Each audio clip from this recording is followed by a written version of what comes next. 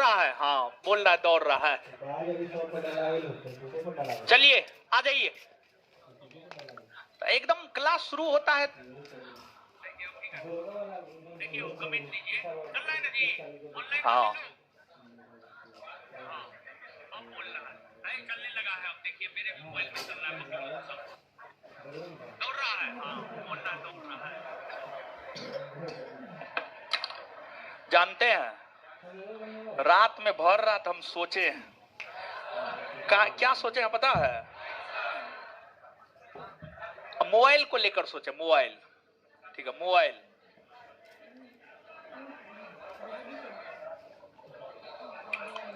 पिछले 4-5 दिन से जो है ना मोबाइल को लेकर के बहुत चीज दिमाग में आ रहा है कि पिछले दिनों जो पिछले 4-5 दिन पहले 2-3 लड़का मिलने के लिए आया था 2446 वाला, ऐसे औपचारिक वार्ता हुआ था, लेकिन वो लोग बताया ट्रेनिंग से निकला है, बहुत बढ़िया बढ़िया बात हमको बताया, ठीक है, लेकिन उसके केंद्र बिंदु में मोबाइल था, उसके बात के केंद्र बिंदु में मोबाइल था। तो रात में यही सोच रहे थे कि हम बच्चा को बार बार कहते हैं आप मोबाइल नहीं चलाइए, मोबाइल नहीं चलाइए, लेकिन फिर भी स्टूडेंट मोबाइल चलाता है, बात नहीं मानता है, क्लास में भी फोन रिसीव करता है, क्लास में भी व्हाट्सएप करता है। तब इसके लिए क्या करें हमको समझ में नहीं आ रहा है, ठीक है। अब जो है हम कुछ करने जा रहे हैं, जैसे संस्थान में जो हॉस्टल खोलेंगे, जो लाइब्रेरी खोलेंगे, उसमें मोबाइल एकदम not allowed, mobile not allowed, और क्लासरूम में भी सोच रहे हैं मोबाइल नॉट अलाउड, समझ गए। एक बात बताइए, आप लोग इतना दिन से पढ़ रहे हैं, फोन ऐसा तो नहीं है कि हम इतना नालायक है कि मेरे मोबाइल में फोन ना आए, इतना नालायक तो नहीं है, तो फोन तो आता ही है, लेकिन आप हमको बताइए क्या हम रिसीव करते हैं? जब हम रिसीव नहीं करते हैं तो आप लोग क्लासरूम में मोबाइल क्यों रिसीव करते हैं? आगे वाला लोग नहीं करते, पीछे वाला लोग बहुत करते हैं। अरे कैमरा न लगा हुआ है जी क्लास में, कभी कभी देखते हैं, बड़ी दुख होता है हमको, समझे। तो मोबाइल मत चलाइए, हम क्या बताएंगे, अब क्या बोलेंगे। मोबाइल बहुत बड़ा दुश्मन है आपका, आप चीजों को समझिए, समझे। तो हम ये सोचे हैं कि अब हम ही मोबाइल चलाना बंद कर देंगे, तो कम से कम यहो देख करके तो आप मोबाइल नहीं लाइएगा, मोबाइल नहीं फोन रिसीव कीजिएगा, समझे। तो हम ही मोबाइल चलाना बंद कर रहे हैं ताकि आप चीजों को समझे। स्पेशली ये बात बोल रहे हैं ऑफलाइन वाले छात्रों के लिए, ऑनलाइन वालों की तो मजबूरी है कि उनको तो मोबाइल चलाना ही होगा, ठीक है। चलिए अब आ जाइए, देखते हैं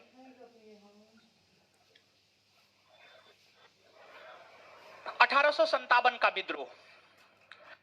1857 के विद्रोह के स्वरूप और प्रकृति को हम लोग देख चुके थे। स्वरूप और प्रकृति को देखने के बाद जो है 1857 के विद्रोह के कारणों को भी हम लोग देख चुके थे।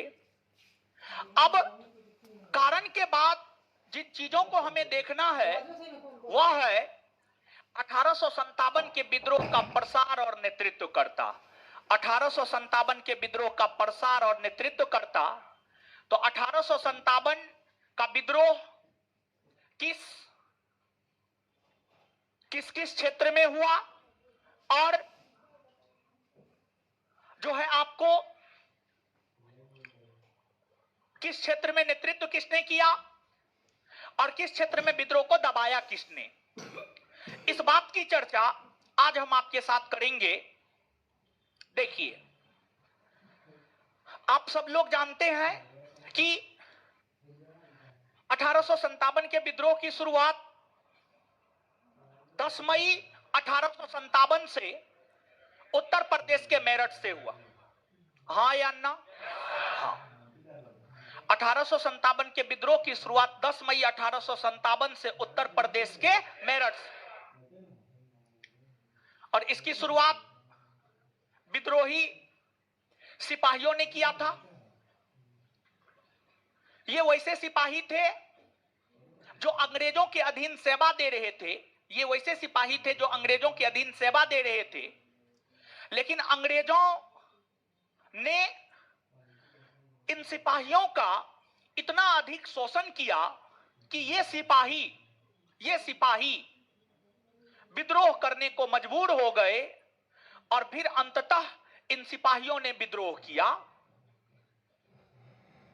ये सिपाही उत्तर प्रदेश के मेरठ से दिल्ली पहुंचे। उत्तर प्रदेश के मेरठ से दिल्ली पहुंचे। दिल्ली पहुंचकर भारत के मुगल बादशाह बहादुर शाह जफर से मिले। दिल्ली पहुंचकर भारत के मुगल बादशाह बहादुर शाह जफर से मिले विद्रोही सिपाही।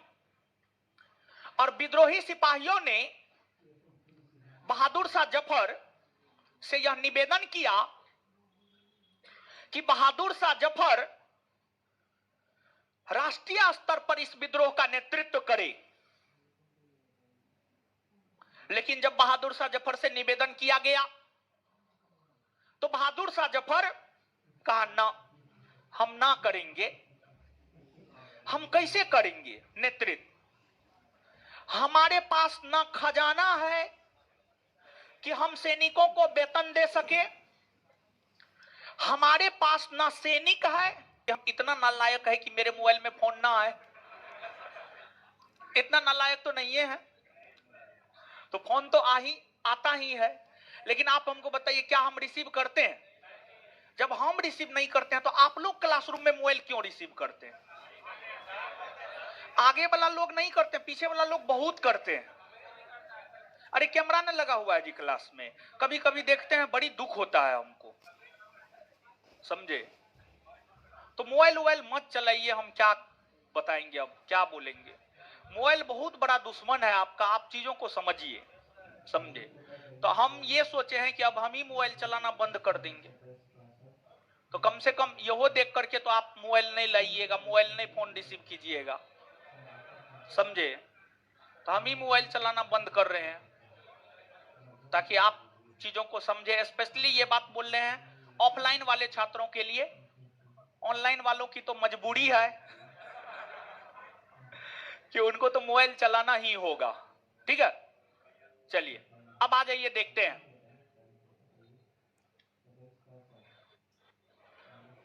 $1857 का विद्रोह।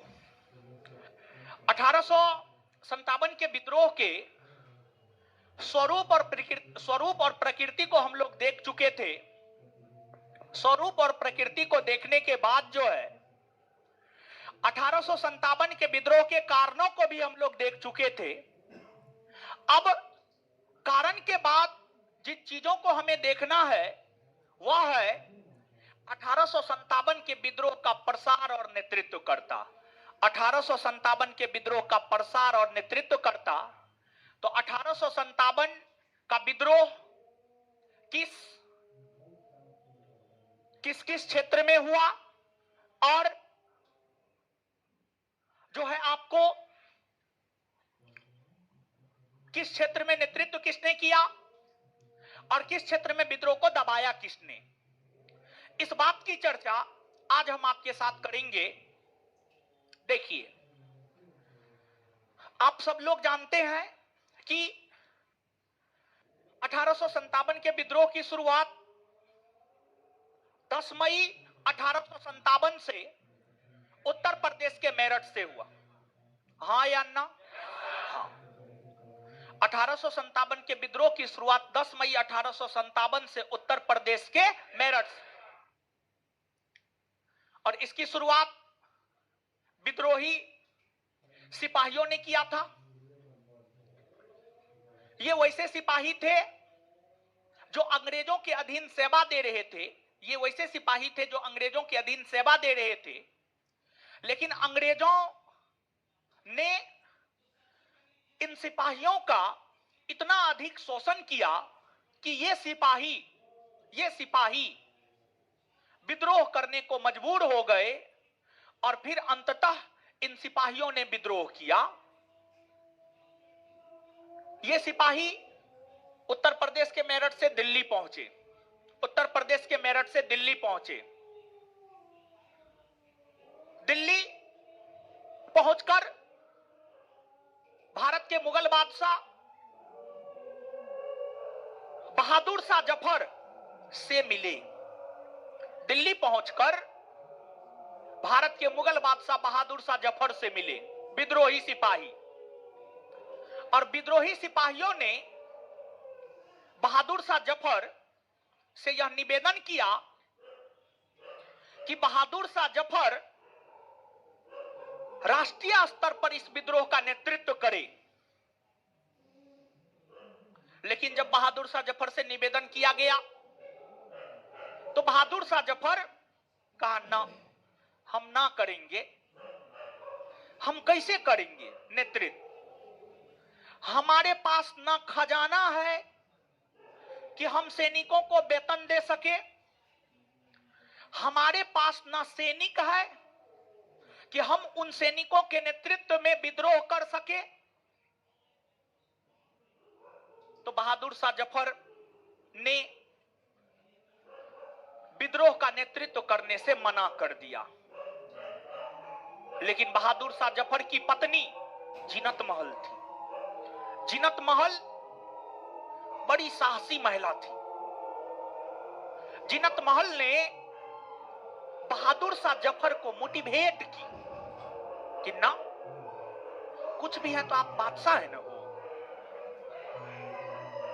भले ही आपके पास कुछ नहीं है, लेकिन कुछ भी है तो आप बादशाह हैं। आपको ऐसे कायर की तरह पीछे नहीं हटना चाहिए। और जीनत महल ने, उसकी पत्नी थी जीनत महल, जीनत महल ने मोटिवेट की कि ना, आप भाग लीजिए। और देखिए, अंग्रेज ऐसे भी तो अंग्रेज आपको अपमानित कर रहा है। कोई कर रहा है, कोई कह रहा है लाल किला में नहीं रहेगा, कुतुब मीनार में रहेगा। कोई कह रहा है आपका उत्तराधिकारी बादशाह नहीं राजा कहलाएगा। तो कुल मिलाकर के तो आप अपमानित हो रहे हैं। आप जिसको उत्तराधिकारी घोषित किए उसको अंग्रेज उत्तराधिकारी मान नहीं रहा है, तो आप ऐसा बादशाह बन के का उखाड़िएगा? इससे बढ़िया है विद्रोही सिपाहियों का साथ दीजिए, और अगर भारत में फिर से भारतीयों की सत्ता की स्थापना होती है तो फिर तो आप ही बादशाह बनिएगा, फिर तो आपका मजे मजे। तो इस प्रकार से पत्नी मोटिवेट कर रही है। देखिए, जैसे आप लोग का शादी ब्याह होगा ना, हाँ होगा, कोई कुछो कहे आप नहीं मानिएगा, लेकिन वही एक बार वही बात मैडम जी कह दी, दौड़ले मानिएगा क्या? ये तो एकदम बोला, हाँ जरूर मानेंगे। जरूर मानिएगा भी। अगर जीवन में सुख शांति चाहिए तो पत्नी की बात को मानना है, ठीक है? अगर चाहते हैं कि जीवन में सुख समृद्धि रहे, शांति रहे, एकदम पत्नी की बात को मानिएगा। पत्नी का कपड़ा खींच दीजिएगा, पत्नी के लिए जो है श्रृंगार का सामान लेकर के जरूर आइएगा। देखिए, कपड़ा साफ कीजिएगा या नहीं कीजिएगा, लेकिन पत्नी को गिफ्ट हमेशा दीजिएगा, हमेशा खुश रहेगी। चलिए, तो जीनत महल जो है, कुल मिलाकर के हम ये कहना चाह रहे थे कि बहादुर शाह जफर विद्रोह में भाग नहीं लेना चाहता था, लेकिन जीनत महल के द्वारा जो प्रोत्साहित किया गया, जो जीनत महल के द्वारा बहादुर शाह को मार्ग दिखाया गया, रास्ता दिखाया गया, इस वजह से जो है बहादुर शाह जफर भाग लिया। और बहादुर शाह जफर जब भाग लिया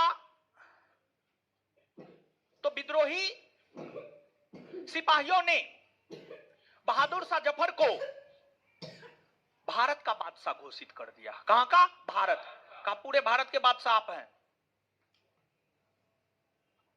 और पूरे भारत के बादशाह होने के नाते बहादुर शाह जफर ने देसी रियासत के राजा महाराजाओं के नाम खत लिखा और खत लिखकर कहा देसी रियासत के राजा महाराजा से कि आप इस संघर्ष में विद्रोही सिपाहियों का साथ दीजिए, लेकिन बहादुर शाह जफर की बात को कोई देसी रियासत का राजा महाराजा नहीं माना। कहा आपका अपना कुछ है ये ना, आपके घर में आपका बेटा आपकी पत्नी आपका बातें नहीं मानती है, हम आपका बात मानेंगे, आप इतने शक्तिशाली हैं। तो एकदम शक्तिशाली नहीं था। वही अगर मान लिया जाए अकबर रहता तो देसी रियासत का औकात था कि अकबर की बात को टाल देता, कभी नहीं। लेकिन बहादुर शाह जफर अयोग्य था। देसी रियासत के नाम खत लिखा, देसी रियासत का ना मानेंगे, मेरा जो मन होगा हम वो करेंगे, हम स्वतंत्र हैं, हम राजा हैं, हम शासक हैं, मेरा जो मन होगा हम वो करेंगे। मेरा मन होगा विद्रोही सिपाही को साथ देने का, विद्रोही सिपाही को साथ देंगे, मेरा मन होगा नहीं देने का नहीं देंगे। तो इस प्रकार दिल्ली में विद्रोह की सूत्रपात हुई, विद्रोह की शुरुआत हुई और दिल्ली में विद्रोह की शुरुआत 12 मई 1857 को हुआ। और जानते हैं दिल्ली का जो विद्रोह था काफी शक्तिशाली विद्रोह था। दिल्ली का जो विद्रोह था काफी शक्तिशाली विद्रोह था। और दिल्ली के क्षेत्र से विद्रोह का नेतृत्व तो बहादुर शाह जफर कर रहे थे। दिल्ली के क्षेत्र से विद्रोह का नेतृत्व तो बहादुर शाह जफर कर रहे थे या बहादुर शाह द्वितीय कर रहे थे। वही सैन्य नेतृत्व संभाला था बख्त खां ने। सैन्य नेतृत्व संभाला था बख्त खां ने। बख्त खां ने संभाला था। बख्त खां ने संभाला था। बख्त खां ने संभाला था। और जानते हैं बख्त खां दिल्ली के क्षेत्र में जिहाद का नारा दिया था। इस विद्रोह के दौरान दो नेताओं ने जिहाद का नारा दिया था या जिहाद का नारा दिया था। जिहाद का नारा या जिहाद का नारा समझते हैं? आए? अच्छा एगो बात बताइए, किसी से जिससे पूछेंगे वही बताइएगा। हीरो खड़ा हो जाइए।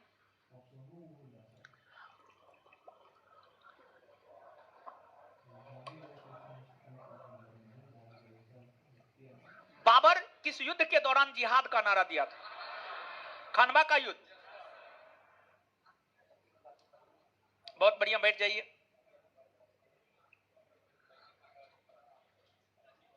है महाराज कहां से चल आए हैं? लगता है बकरी का गोंत है। थोड़ा बोलिए, बढ़िया चल आएगा।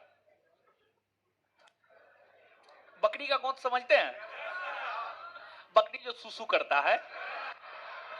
चलिए इसको हटा दीजिएगा, दूसरा चाय लाइएगा जी। तो जो है आपको आप समझिएगा इस बात को। बख्त खां ने दिल्ली के क्षेत्र में जिहाद का नारा दिया। और दिल्ली के क्षेत्र में बख्त खां ने जिहाद का नारा इसलिए दिया ताकि दिल्ली के क्षेत्र में जो मुसलमान था वो एक होकर के अंग्रेज का विरोध करता। वो एक होकर के अंग्रेज का विरोध करता। और यह विद्रोह दिल्ली के क्षेत्र में 1857 का विद्रोह काफी शक्तिशाली अवस्था में था। काफी शक्तिशाली अवस्था में था।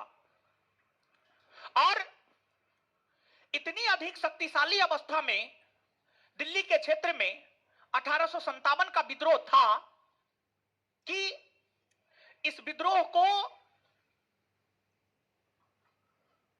सिर्फ ब्रिटिश सैनिक दबाने में असमर्थ था।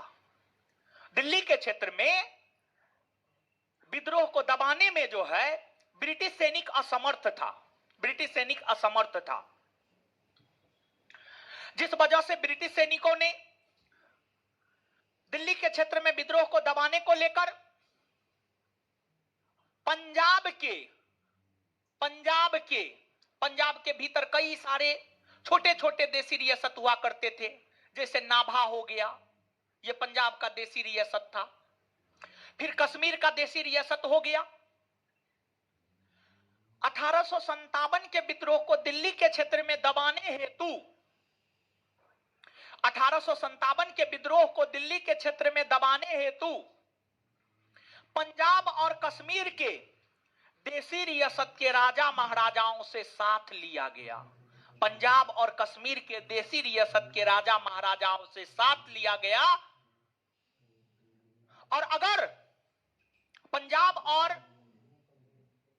कश्मीर के राजा महाराजा अंग्रेजों का साथ नहीं देते तो अंग्रेज इस विद्रोह को जल्दी दबा नहीं पाता, लेकिन उन लोगों ने साथ दिया और इसी वजह से दिल्ली के क्षेत्र में बहुत जल्दी विद्रोह दब गया। बहुत जल्दी विद्रोह दब गया दिल्ली के क्षेत्र में। दिल्ली के क्षेत्र में जहां विद्रोह की शुरुआत हुई थी मई 1857, यह विद्रोह दिल्ली के क्षेत्र में दब गया सितंबर 1857। सितंबर 1857 आते आते दिल्ली के क्षेत्र में विद्रोह दब गया। और जानते हैं सबसे पहले 1857 का विद्रोह जिस क्षेत्र में दबा था वह दिल्ली था। कौन था? आपसे ये प्रश्न पूछा गया है। पूर्वावलोकन पलट करके देखते हैं कभी? जीवन में देखे हैं? और पूर्वावलोकन आपको कम से कम history, polity, Indian geography, science, ecology and environment, ये 5 का तो निश्चित तौर पर देखना ही देखना चाहिए, क्योंकि कुछ क्वेश्चन सीधे तौर पर पूर्वावलोकन से उठा करके पूछता है, सीधे हूबहू ऑप्शन के साथ। और पूर्वावलोकन इसलिए आपको देखना चाहिए क्योंकि वो क्वेश्चन बैंक है, पीसीएस का क्वेश्चन बैंक है, और पीसीएस के क्वेश्चन को बिहार दरोगा दोहराता है, इसलिए देखना चाहिए। और यही कारण है कि हम आपको जो होमवर्क देते हैं पूर्वावलोकन से भी देते हैं। हम पागल थोड़े हैं, हमको कोई पागल कुत्ता थोड़े काटा है, नहीं काटा है, समझ गए? तो इसलिए हम जो होमवर्क देते हैं पूर्वावलोकन से देते हैं। अच्छा, आप लोग होमवर्क कर पाते हैं कि नहीं? नहीं तो क्या पटना बकरी चराने आए? मारेंगे, जिंदा गाड़ देंगे हम। नहीं कर पाते हैं, ज्यादा हो जाता है। हाँ, ज्यादा हो जाता है तो हम कम कर देंगे, ये काम हम कर सकते हैं, लेकिन होमवर्क जरूर कीजिए। जो देते हैं उसको फॉलो जरूर कीजिए, नहीं तो फिर जीवन में ऐसे ही रह जाइएगा, कोई नहीं पूछेगा। समझे? आगे आइए। पूर्वावलोकन को जब आप देखेंगे तो एक प्रश्न आपको मिलेगा, और जो एक प्रश्न आपको मिलेगा वह प्रश्न यह मिलेगा, 1857 के विद्रोह के कौन ऐसे क्षेत्र थे जहां सबसे पहले विद्रोह को दबाया गया? तो उत्तर हो जाएगा दिल्ली। उत्तर क्या हो जाएगा? और दिल्ली के विद्रोह को दबाने के लिए अंग्रेजों ने किन देसी रियासतों का सहारा लिया? पंजाब और आए। अब सुनिए, दिल्ली के क्षेत्र में विद्रोह को दबाने के लिए निकलसन और हडसन के नेतृत्व में एक बड़ी सेना भेजी गई थी। निकलसन और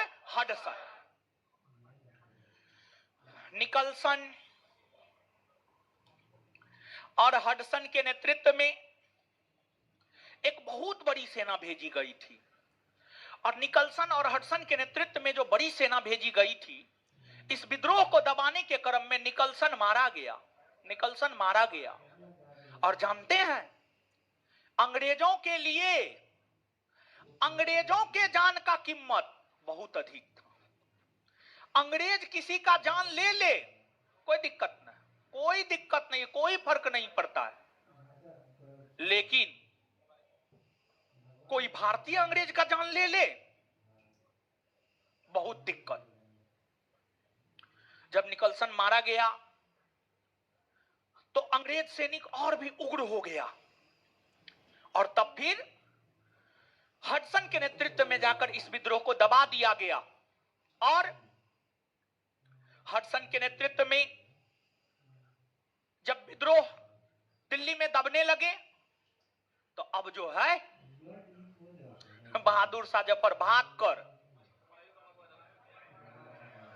हुमायूं के मकबरा में छिप गया।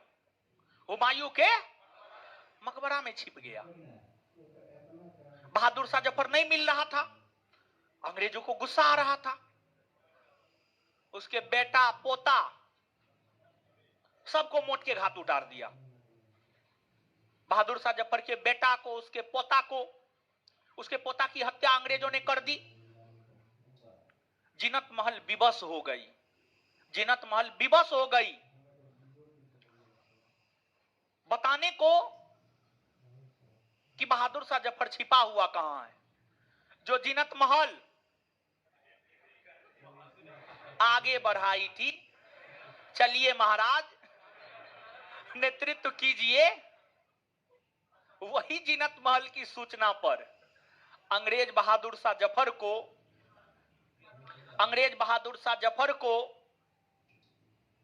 हुमायूं के मकबरा से गिरफ्तार किया। हुमायूं के मकबरा से गिरफ्तार किया। और यहां पर हम रुकेंगे आपके लिए।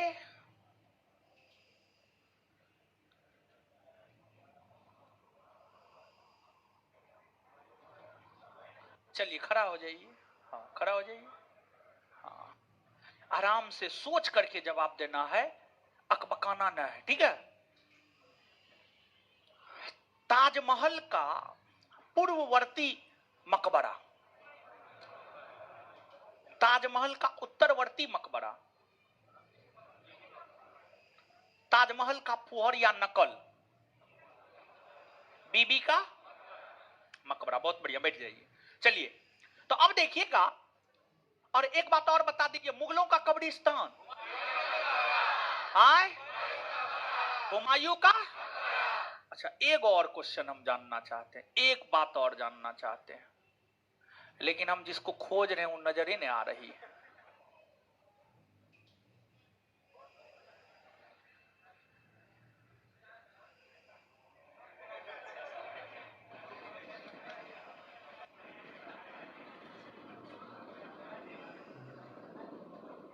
कहां गई जी? इतना खोजवाती है, बताइए। नया आई है लगता है। चलिए चलिए चलिए, वो नया आई है तो आप ही खड़ा हो जाइए, उधर उधर खड़ा हो जाइए। नहीं नहीं नहीं, इधर इधर। अरे पटना सिटी वाली खड़ा होइए ना। हाँ हाँ, खड़ा होइए, खड़ा होइए। नहीं नहीं, आगे बढ़। हाँ, पटना सिटी उसका घर नहीं, हम ऐसे ये जानबूझ करके बोले हैं।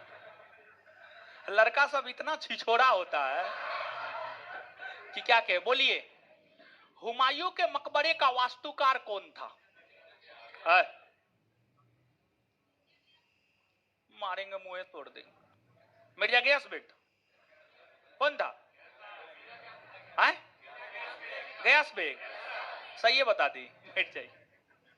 चलिए, अब समझिएगा, यहां पर हुमायूं के मकबरा से बहादुर शाह जफर को गिरफ्तार किया गया, और बहादुर शाह जफर के साथ उर्दू शायर मिर्जा गालिब को भी गिरफ्तार किया गया था। मिर्जा गालिब, और जानते हैं जो मिर्जा गालिब है, बड़ी मस्त शायर था। उसकी शायरी सब जो है बड़ी प्रसिद्ध है। मिर्जा गालिब का जन्म आगरा में हुआ था 1796 में। कुछ सोर्स 1797 भी लिखता है, कुछ सोर्स 1797 भी लिखता है, लेकिन 1797 नहीं, 1796। मिर्जा गालिब का जन्म 1796 में आगरा में हुआ था, और जब 1857 का विद्रोह हो रहा था ना, तो मिर्जा गालिब दिल्ली में था। मिर्जा गालिब दिल्ली में था, और उर्दू शायर मिर्जा गालिब ने इस विद्रोह को अपनी आंखों से देखा था। अब दिल्ली में था तो अपने आंख से न देखता, दूसरे के आंख से थोड़े देखता। देखिए, परीक्षा जो क्वेश्चन पूछता है उसका जो शब्द होता है, किस उर्दू शायर ने 1857 के विद्रोह को अपनी आंखों से देखा। यहां पर अपनी आंख देने का क्या मतलब है, बताइए। अब मिर्जा गालिब दिल्ली में है, उर्दू शायर है, तू देखा होगा, वो पड़ोसी की आंख से थोड़े देखा होगा, अपनी ये आंख से देखा होगा। और मिर्जा गालिब जैसे, इस बात को आप समझिएगा, मिर्जा गालिब को क्यों गिरफ्तार किया गया?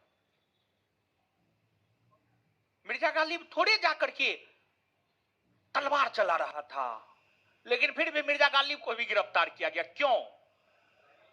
जैसे आज के डेट में जो भी घटना होती है उस पर लोग मीडिया, गोदी मीडिया नहीं, वास्तविक मीडिया, दरबारी मीडिया नहीं, अच्छी मीडिया, मीडिया आलोचना करता है। जैसे रवीश कुमार, अगर कुछ भी गलत होता है आलोचना करता है। पुण्य प्रसून वाजपेयी, अभिसार शर्मा, ये सब आलोचना करता है चीजों का, अगर सरकार गलत कुछ भी करता है तो जो मिर्जा गालिब था ना, जैसे एक बात इसको समझिए, जैसे हाल फिलहाल में एक लड़का श्याम रंगीला चर्चा में आया है कि मोदी जी जो बांदी नेशनल पार्क गए थे, उसमें अपना जानवर सबको खिला रहे थे, तो उसी का मिमिक्री जो है श्याम रंगीला किया, और फिर श्याम रंगीला पर जो है 11,000 का जुर्माना हो गया, 3 या 7 साल का सजा तक हो सकता था। जुर्माना देकर के वो सब चीज खत्म हो गया उसका। तो एक प्रकार से तंज कसा, वो प्रधानमंत्री पर तंज कसा था, और इसलिए उन पर कार्रवाई हो गया। तो मिर्जा गालिब जो है ना, अपने शायरी से 1857 के विद्रोह के दौरान अंग्रेजों पर और अंग्रेजी शासन पद्धति पर तंज कस रहा था कि जैसे कुछ कुछ बात होता है ना, वो बात इंसान को मिर्ची की तरह लगता है। कैसे? मिर्ची के तरह। तो मिर्जा गालिब की जो शायरी थी वो अंग्रेजों को मिर्ची की तरह लग रहा था। कहा लपेट लेते हैं इसको भी। मिर्जा गालिब को भी लपेट लिया, और मिर्जा गालिब ने अपनी आंखों से 1857 के विद्रोह को देखते हुए यह कहा, हमारे नजरों के सामने खून की धारा बही, हमने अपनी आंखों से ऐसा ऐसा दृश्य देखा जिसकी कल्पना हम सपनों तक में नहीं कर सकते थे। ये बातें मिर्जा गालिब के द्वारा कही गई। मिर्जा गालिब का जन्म आगरा में 1796 में हुआ, और मिर्जा गालिब का निधन 1869 में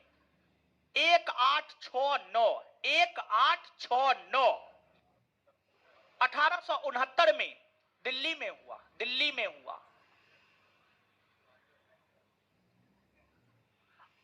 अब बहादुर शाह जफर को गिरफ्तार कर बड़ी प्रताड़ित किया गया। बहादुर शाह जफर को, कहानी सुनिएगा ना, रोना आ जाएगा, बहुत प्रताड़ित किया गया। जिस दरबार में वो आदेश देता था, उस दरबार में उनको अंग्रेजों के समक्ष घुटने टेकने पड़ा, घुटना के बल बैठना पड़ा, और घुटना के बल कोई 2-4 मिनट नहीं, कई घंटों तक बैठना पड़ा, कई दिनों तक बैठना पड़ा। बहुत प्रताड़ित हुआ बहादुर शाह जफर, बहुत अधिक प्रताड़ित हुआ। अंग्रेज जितना प्रताड़ित कर सकता था उतना प्रताड़ित किया, और फिर उन पर राजद्रोह का आरोप लगाया गया। कहा गया कि आप विद्रोही सैनिकों का साथ दिए, ये गलत है। और मुगल बादशाह के पद का ही अंत कर दिया, मुगल बादशाह के पद का अंत कर दिया, और उन्हें निर्वासित जीवन जीने के लिए रंगून भेज दिया। कहां? रंगून भेज दिया, और रंगून में ही निर्वासित जीवन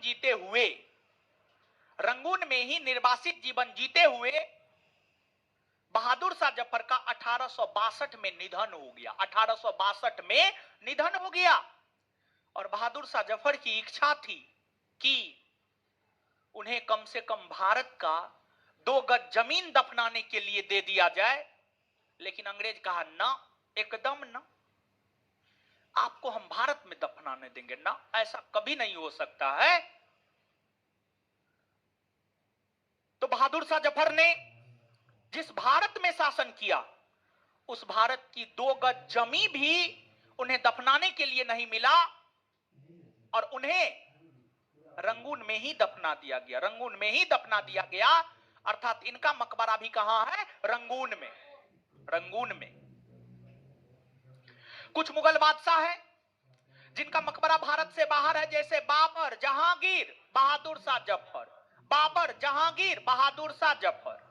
इन मुगल बादशाहों का मकबरा भारत से बाहर, भारत से, याद रखिएगा, पूछा जाता है किन मुगल बादशाह का मकबरा भारत से बाहर है? तो बाबर, जहांगीर, बहादुर शाह, बात क्लियर। और बहादुर शाह जफर को जब रंगून भेजा गया था तो उनकी पत्नी जीनत महल वो भी साथ गई थी, जीनत महल भी साथ गई थी, जीनत महल भी साथ गई थी। अच्छी पत्नी थी, समझ गए, खराब पत्नी नहीं थी, अच्छी पत्नी थी। अब परिस्थितियां ऐसी थी कि जो है जानकारी देना पड़ा, नहीं तो जानकारी थोड़े देती, नहीं देती, समझिए। तो ये दिल्ली की कहानी हुई। 1 मिनट में आइए चीजों को याद करते हैं हमारे साथ, ठीक है। दिल्ली, दिल्ली में विद्रोह की शुरुआत कब से हुई? 12 मई 1800।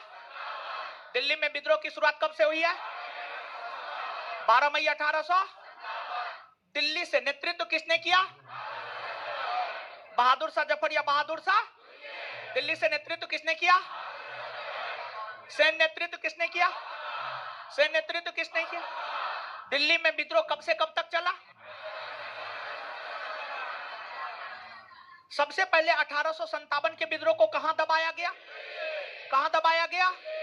दिल्ली में ना जी। आए, दिल्ली में विद्रोह को दबाते हुए कौन अंग्रेज अधिकारी मारा गया? कौन मारा गया? किसने दबा दिया? किसने दबा दिया? 1857 के विद्रोह के नेताओं में से किस नेता ने कहा था, ना मेरे पास खजाना है, ना मेरे पास सैनिक है कि मैं इस विद्रोह में विद्रोही सिपाहियों का साथ दे सकूं? आए, अच्छा, दिल्ली में जिहाद का नारा किसने दिया? दिल्ली में जिहाद का नारा। अंग्रेजों को 1857 के विद्रोह को दिल्ली के क्षेत्र में दबाने में कौन कौन से राज्य के देशी रियासत ने साथ? पंजाब और क्लियर। किसकी सूचना पर बहादुर शाह जफर को गिरफ्तार किया? जीनत। कहां से गिरफ्तार किया? कहां से?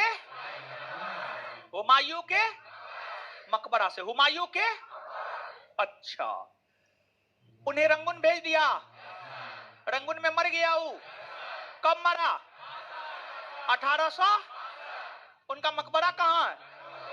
रंगून में ना जी। आए, रंगून में ना। हाँ,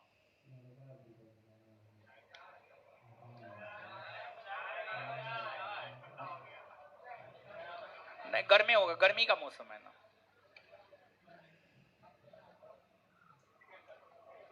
है ना, है। पता नहीं कहां से ये सब लाता है। चलिए आगे आइएगा। इसके बाद जो है 1857 के विद्रोह का एक प्रमुख केंद्र बना था, उसका नाम था झांसी। क्या नाम था? झांसी। देखिए नोट में जो भी है हम आगे पीछे बता सकते हैं, इतना स्वतंत्रता तो आप हमको दे ही सकते हैं। क्या अभी मत कही, सिलसिलेवार ढंग से सर आप नहीं बताते हैं तो ये बात मत कहिएगा, समझे? दुख होता है, हमको भी ना दुख होता है। वो ऐसा थोड़ी कि हमको दुख नहीं होता है, हमको भी दुख होता है, समझे?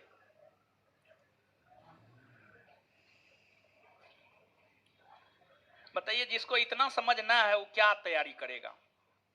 भगवान करे उसको मां सरस्वती जो है बुद्धि दे दे कि उसमें समझ विकसित हो जाए। झांसी और ग्वालियर, झांसी और ग्वालियर, देखिए जो झांसी और ग्वालियर है, झांसी और ग्वालियर के क्षेत्र से, झांसी और ग्वालियर के क्षेत्र से 1857 के विद्रोह को नेतृत्व प्रदान की थी रानी लक्ष्मीबाई। रानी लक्ष्मीबाई, देखिए जो रानी लक्ष्मीबाई है ना, रानी लक्ष्मीबाई का जन्म बनारस के गोलघर में हुआ था। इनका विवाह बहुत कम उम्र में झांसी के महाराज गंगाधर राव के साथ हुआ था। इनका विवाह झांसी के महाराज गंगाधर राव के साथ हुआ था। गंगाधर राव के साथ हुआ था। कालांतर में जाकर गंगाधर राव का निधन हो गया। जब गंगाधर राव का निधन हो गया तो रानी लक्ष्मीबाई ने एक पुत्र गोद ली। रानी लक्ष्मीबाई का अपना कोई पुत्र नहीं था। कहा जाता है कि एक पुत्र रानी लक्ष्मीबाई को हुआ था, लेकिन वो मर गया, उसका देहांत हो गया। तो बाद में जाकर रानी लक्ष्मीबाई जो है एक पुत्र गोद ली थी, उसका नाम था दामोदर राव। क्या नाम था? दामोदर राव। दामोदर राव, दामोदर राव। रानी लक्ष्मीबाई का पति गंगाधर राव और बेटा दामोदर। जब झांसी के महाराज गंगाधर राव का निधन हो गया तो रानी लक्ष्मीबाई ने अपने गोद लिए हुए पुत्र दामोदर राव को झांसी का महाराज घोषित कर दिया और संरक्षिका बन बैठी।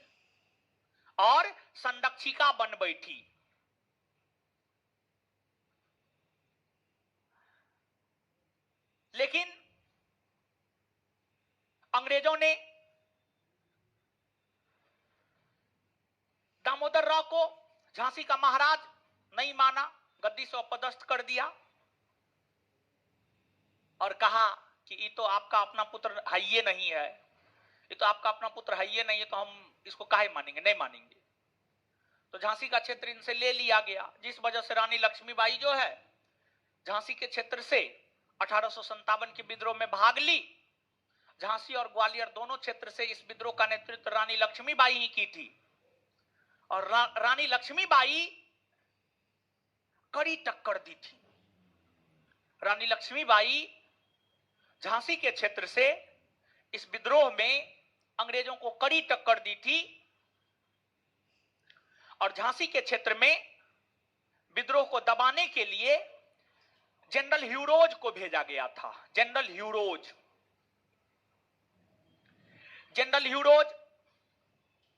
को भेजा गया। जनरल ह्यूरोज से लड़ती हुई ही रानी लक्ष्मीबाई 17-18 जून 1858 को वीरगति को प्राप्त हुई और ह्यूरोज ने झांसी के क्षेत्र में विद्रोह को दबा दिया। लेकिन ह्यूरोज इस बात को कहा कि इस विद्रोह में अगर कोई अकेला मर्द की भांति लड़ा है तो वह है रानी लक्ष्मीबाई। देखिए, भले ही रानी लक्ष्मीबाई अपने स्वार्थ के लिए लड़ी हो, लेकिन अंग्रेजों को नानी याद दिला दी थी। अंग्रेजों को नानी याद दिला दी थी। इतनी वीरांगना महिला थी रानी लक्ष्मीबाई। और आज की महिला लोग एगो परीक्षा तक नहीं निकाल पाती है। समझ गए? अपने आप पे आप लोग को शर्म आना चाहिए। क्या आना चाहिए? शर्म, कि एक परीक्षा तक आप में निकालने का कैपेसिटी ना है। बताइए, रानी लक्ष्मीबाई उस अंग्रेज को धूल चटा दी जो पिछले 100 बरस से शासन कर रहा था। नीतीश कुमार, नीतीश सरकार का बोर्ड, बीपीएसएससी बोर्ड, उसका क्या औकात आप लोग के सामने बताइए। आप लोग के सामने उसका कोई औकात है? कोई औकात नहीं है। ठीक है, तो पढ़िए लिखिए मन से, इधर उधर ज्यादा भटकिए नहीं। इधर उधर भटकिए मतलब, भटकिए नहीं मतलब, भटकिए नहीं मतलब इसका मतलब यह है कि आप जिस उद्देश्य से आए हैं पटना, जिस उद्देश्य से पटना आए हैं, आप पटना आए हैं पढ़ने के उद्देश्य से, लेकिन यहां पर आप के ऊपर किसी का साया नहीं है, मां बाप का साया नहीं है, तो आप बहकावे में या किसी भी कारणवश आप में भटकाव आ जाता है, ये नहीं आनी चाहिए। और देखिए, पुरुषों की इज्जत का कोई महत्व नहीं होता है, लेकिन महिलाओं की इज्जत का बहुत महत्व होता है। आपका इज्जत मान सम्मान ही आपका हर चीज होता है। तो आप समझ पा रहे होंगे कि हम क्या बोलना चाह रहे हैं।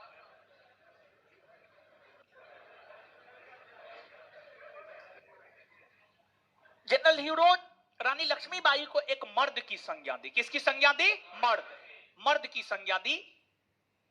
और देखिए, किसी भी चीज में कुछ नहीं है, ठीक है। आप लोग को लगता है बहुत कुछ है। संसार जो है ना, अजीब है, जिसको समझना मुश्किल ही नहीं नामुमकिन है। लेकिन देखिए, संसार को समझना मुश्किल ही नहीं नामुमकिन है, लेकिन स्वयं को समझना ना मुश्किल है ना नामुमकिन है।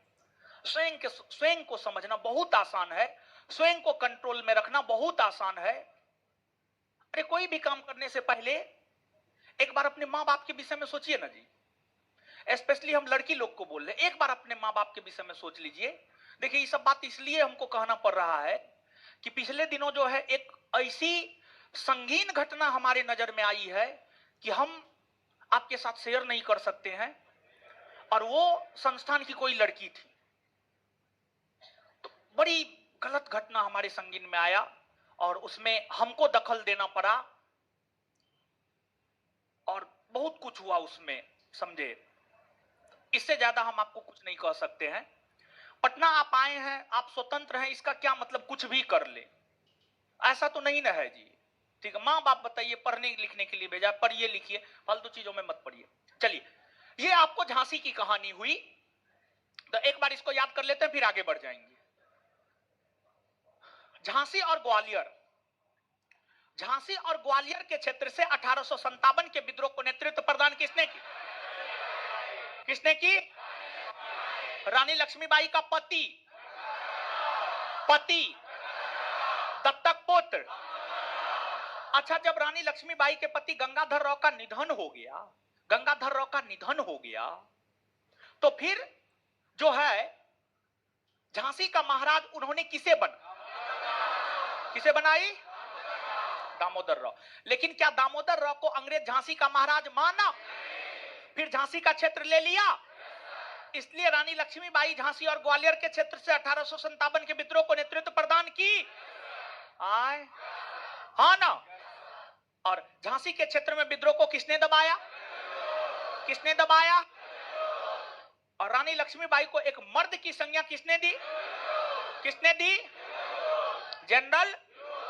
और इनके बचपन का नाम था मनु या मणिकर्णिका।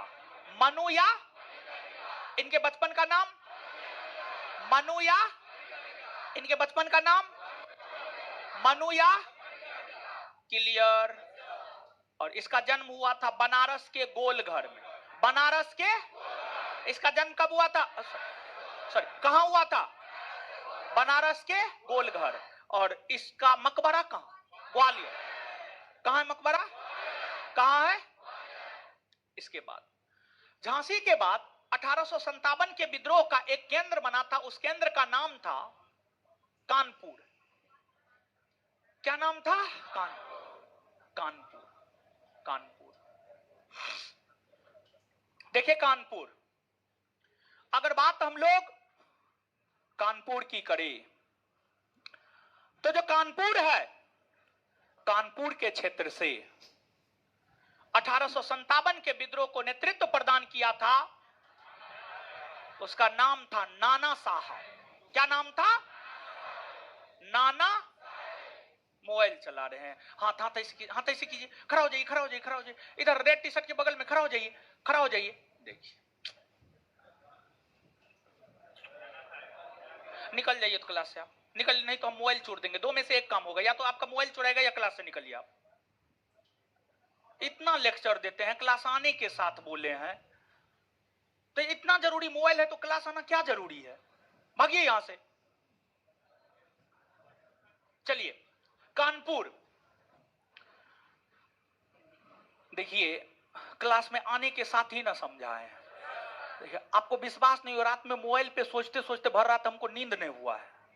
ठीक है, हम लगता है हम सोए हैं 4 बजे के आसपास सोए हैं, 3 बजे तक जगे हुए थे, उसके बाद कब सोए हमको भी नहीं पता है। ठीक है, इतना लेक्चर देते हैं, बताइए, अजीब हाल है एकदम। इसको क्या कहा जाए, बताइए ना आप। हम फिर कुछ कह देंगे तो कहिएगा मास्टर का मन बढ़ गया। देखिए, हमारे पुराने विद्यार्थी से पूछ लीजिएगा, आप लोग को तो हम कुछ होने कहते हैं, गाली तक दे देते थे, कुटते तो कुटते ही थे, गालियों दे देते थे, गाली से बात करते थे। समझिए, जो 4 गो 5 गो आया था, खूब गाली सुना है, खूब कुटाई सुना है, लेकिन ट्रेनिंग होकर के जब आया, और वो पांचों से समझिए इतना लगाव है हमको, उससे उसको हमसे, वो पांचों ही कहा कि सर अगर आप शादी में नहीं आइएगा तो हम शादी नहीं करेंगे। उसमें से 2 गो का जो है, एगो का छेका कल हुआ है, एगो का आज होने वाला है छेका। तो बोला छेका में तो नहीं बुला रहे हैं, लेकिन शादी में नहीं आइएगा तो शादी हम नहीं करेंगे। समझे? तो इतना लगाव था, आप समझ सकते हैं। लेकिन अब का विद्यार्थी ऐसा ना। कानपुर, देखिए जो कानपुर है, कानपुर से नेतृत्व किया था नाना साहब। नाना साहब, नाना साहब। और जानते हैं 2213 वाला में 4 गो 5 गो विद्यार्थी ब्याह कर लिया। अभी उन लोग का ट्रेनिंगो नहीं हुआ, ब्याह कर लिया। बात है मौका मिल गया, और जैसे मौका मिला तो चौका मार दिया। लेकिन बुलाया था, सब बुलाया था, ऐसा नहीं कि कोई बुलाया नहीं था, बुलाया सब था। कानपुर नाना साहब, देखिए जो नाना साहब है, इनका मूल नाम था धोंधू पंत। क्या नाम था? धोंधू पंत। धोंधू पंत। और नाना साहब 1857 के विद्रोह में क्यों भाग लिया? देखिए, आप सब लोग जानते हैं, मराठा साम्राज्य का नाम आपने सुना है? आपने तो पढ़ा है मराठा साम्राज्य। मराठा साम्राज्य के अंतिम पेशवा हुए बाजीराव द्वितीय। अंतिम पेशवा बाजीराव,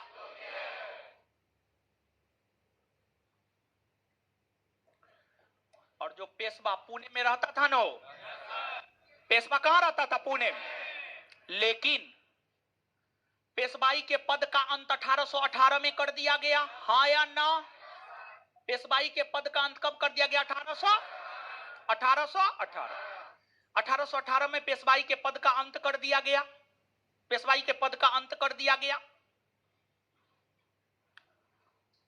और पेशवा को पुणे से हटाकर कानपुर भेज दिया गया। पेशवा को पुणे से हटाकर कहां भेज दिया गया? तो ई बाजीराव द्वितीय जो है कानपुर में रहने लगा। कहां रहने लगा? कानपुर। और ई बाजीराव द्वितीय का अपना कोई बेटा उठा नहीं था। बाजीराव द्वितीय ने एक पुत्र को गोद लिया था, और बाजीराव द्वितीय ने जिस पुत्र को गोद लिया था उसी का मूल नाम था धोंधू पंत, और उसी को नाना साहब कहा जाता है। तो बाजीराव द्वितीय का ही दत्तक पुत्र या गोद लिया हुआ पुत्र धोंधू पंत या नाना साहब। हुआ ये कि बाजीराव द्वितीय जो कानपुर में रहता था, उसे अंग्रेज पेंशन देता था। अंग्रेज पेंशन देता था। लेकिन 1853 में बाजीराव द्वितीय का निधन हो गया। 1853 तक बाजीराव द्वितीय को पेंशन मिला, लेकिन 1853 में जब बाजीराव द्वितीय का निधन हो गया, तो अंग्रेजों ने बाजीराव द्वितीय के परिवार को पेंशन देना बंद कर दिया। अब पेंशन देना बंद हो गया, और जब अब बाजीराव द्वितीय के जाने के बाद उनका परिवार कैसे चलेगा? उसका गोद लिया हुआ पुत्र तिलमिलाने लगा, पेंशन बंद कर दिया, पेंशन बंद कर दिया, पेंशन दीजिए हमको। लेकिन जो है अंग्रेजों ने कहा पेंशन ना देंगे, और उस पेंशन को बहाल करवाने हेतु नाना साहब का सचिव और उसका मुख्य सलाहकार अजीमुल्ला हुआ करता था। अजीमुल्ला कौन हुआ करता? अजीमुल्ला, जिन्होंने फतेहपुर से 1857 के विद्रोह को नेतृत्व प्रदान किया था। फतेहपुर उत्तर प्रदेश में पड़ता है। फतेहपुर कहां पड़ता है? उत्तर प्रदेश। वहां से अजीमुल्ला ने 1857 के विद्रोह को नेतृत्व प्रदान किया था। वही अजीमुल्ला नाना साहब का मुख्य सलाहकार था, और नाना साहब के पेंशन की पैरवी हेतु अजीमुल्ला लंदन गया था। कहां गया था? लंदन। कहां गया था? लंदन गया था। लेकिन फिर भी पेंशन बहाल नहीं हो पाया, और जब पेंशन बहाल नहीं हो पाया तो ये कहा कि अब विद्रोह में कूदेंगे, और विद्रोह में कूद गया। नाना साहब विद्रोह में कूद गया, और नाना साहब भले ही कानपुर के क्षेत्र से विद्रोह का नेतृत्व कर रहे थे, लेकिन कानपुर के क्षेत्र से सैन्य नेतृत्व संभाला था तात्या टोपे। कानपुर के क्षेत्र से सैन्य नेतृत्व किसने संभाला था? तात्या टोपे। तात्या टोपे ने सैन्य नेतृत्व संभाला था, और तात्या टोपे का मूल नाम था रामचंद्र पांडुरंग।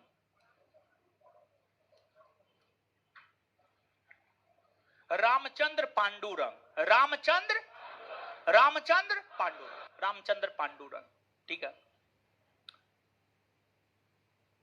इस क्षेत्र में विद्रोह काफी प्रखर तरीका से चला था, और जून 1857 से जून 1857 से विद्रोह की शुरुआत हुई थी, और कानपुर के क्षेत्र में विद्रोह को दबाने के लिए कैंपबेल को भेजा गया, और कहा जाता है कि कैंपबेल ने कानपुर के क्षेत्र में विद्रोह को दबा दिया।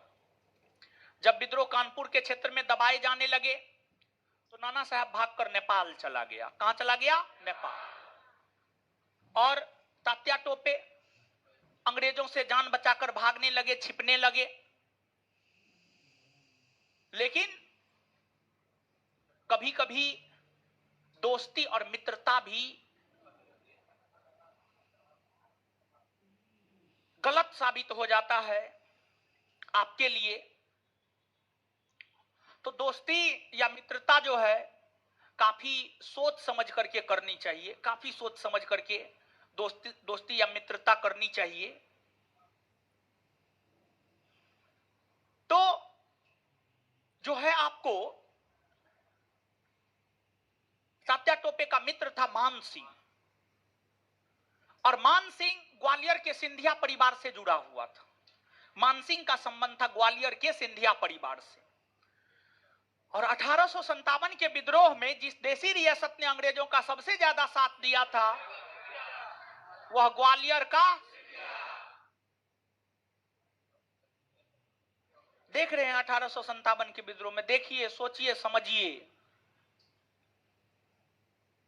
अपनों ने भारत को बर्बाद किया, भारत के लोगों ने भारत को बर्बाद किया है, दूसरा कोई थोड़े बर्बाद किया है। अगर पंजाब कश्मीर देसी रियासत के राजा दिल्ली में साथ ना देता तो अंग्रेज का औकात था विद्रोह को दबा देता? कभी औकात नहीं था। तो अपनों से बचकर रहिए। कुछ अपने अच्छे होते हैं, लेकिन कुछ अपने मित्र बड़ी खतरनाक होते हैं, और इसलिए जानते हैं, मेरा कोई मित्र नहीं है। एक था बहुत बचपन का, वो भी छूट गया। लेकिन कभी कभी मित्र का जरूरत पड़ता है, लेकिन कभी कभी ही जरूरत पड़ता है। लेकिन आज के डेट में मित्र ना ही हो वही बेहतर है। कभी कभी मित्र का जरूरत पड़े ना तो स्वयं से बात कर लीजिए, स्वयं का मित्र स्वयं बन जाइए, ठीक है। तो बेहतर है हमको लगता है। तो मित्रता भी आपको धकेल देता है, समझे। अब मित्र कोई बात कह दिया, बात नहीं माने तो फिर दिक्कत है। इससे बढ़िया है कि मित्र हो ही ना, वही बेहतर है। तो लेकिन कुछ मित्रता भी अच्छी होती है, ठीक है। जैसे हम अपने क्लास का जो लड़का मिलने के लिए आया था, चुन्नू और रोहित का मित्रता एकदम गजब का मित्रता है, समझ गए। और दोनों लड़का बहुत आगे जाएगा, अभी जहां है वहां से बहुत आगे जाएगा। बहुत जबरदस्त लड़का है, क्रीम लड़का है, क्रीम। एगो नालंदा का है, एगो लखीसराय का है, समझे। तो तात्या टोपे का मित्र था मान सिंह। तात्या टोपे कहां रहता था, कहां खाता था, कहां सोता था, सब अपने मित्र मान सिंह को बताता था। लेकिन उसको ये नहीं पता था कि कल के डेट में मान सिंह ही हमारा जान ले लेगा। और मान सिंह ने तात्या टोपे की सूचना अंग्रेजों को दे दी और मान सिंह के सूचना पर ही जंगल से गिरफ्तार कर लिया गया और फांसी पर लटका दिया गया। बेचारा अपने मित्र के धोखाधड़ी के कारण मारा गया। 1857 के विद्रोह के ये एकमात्र ऐसे नेता है जो अपने मित्र के धोखाधड़ी के कारण मारे गए। 1857 का समय तो फिर भी ठीक था, आज तो घोर कलयुग है, घोर कलयुग। आज के डेट में तो मित्र ना ही हो उसी में भलाई। आइए, कानपुर के क्षेत्र से 1857 के विद्रोह का नेतृत्व किसने किया? किसने किया? इनका मूल नाम अच्छा, सैन्य नेतृत्व किसने किया? सैन्य नेतृत्व किसने किया? तात्या टोपे का मूल नाम? तात्या टोपे का मूल नाम? 1857 के विद्रोह का वह नेता जो अपने मित्र के धोखाधड़ी के कारण आए। 1857 के विद्रोह का वह नेता जो अपने मित्र के धोखाधड़ी कर आए, तात्या टोपे।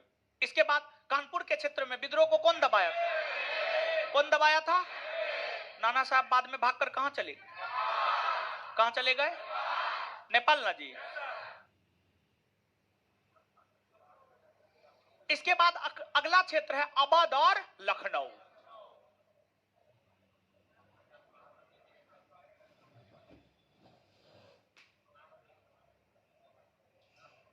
अवध और लखनऊ, देखिए अवध एक देशी रियासत हुआ करता था जिसकी राजधानी लखनऊ, जिसकी राजधानी कहां? लखनऊ थी। अवध को कुशासन के आधार पर लॉर्ड डलहौजी ने भारतीय संघराज क्षेत्र में मिलाया। यह उसकी सबसे बड़ी भूल थी। पिछले दिनों बताए थे और डेली टेस्ट में भी क्वेश्चन दिए थे ना कि 8 से 10 वाला में दिए थे, कहीं ना कहीं तो दिए। या तो आपके क्वेश्चन में क्वेश्चन करवाए हैं, या डेली टेस्ट में दिए हैं 50 वाला में, डिस्कशन वाला में, या 100 क्वेश्चन वाला में, या सैटरडे वाला टेस्ट में, कहीं ना कहीं दिए। जानते बड़ी अच्छा क्वेश्चन है ये सब क्वेश्चन बहुत कम जगह आपको मिलेगा, ठीक है। और जो बात बहुत कम जगह मिले उसको जरूर याद रखिएगा, क्योंकि वो चीज इसलिए दिए है क्योंकि उसके पूछने की संभावना है और वो कहीं हाय नहीं, समझे? बात समझ में आ रहा? हाँ, समझते रहिए। अवध और लखनऊ, तो जो अवध है पीछे मोबाइल चला रहे, मार देंगे हम, मार देंगे, ठीक है मार देंगे। हाँ, कोई ना मोबाइल चलाएगा। लड़की लोग, आप लोग नहीं चलाते हैं, आप लोग पे हमको विश्वास, आप लोग नहीं चलाते हैं। चलिए, अवध और लखनऊ, अवध और लखनऊ से 1857 के विद्रोह का नेतृत्व बेगम हजरत महल और उसका पुत्र बिरजिस कादिर ने किया था। बेगम हजरत महल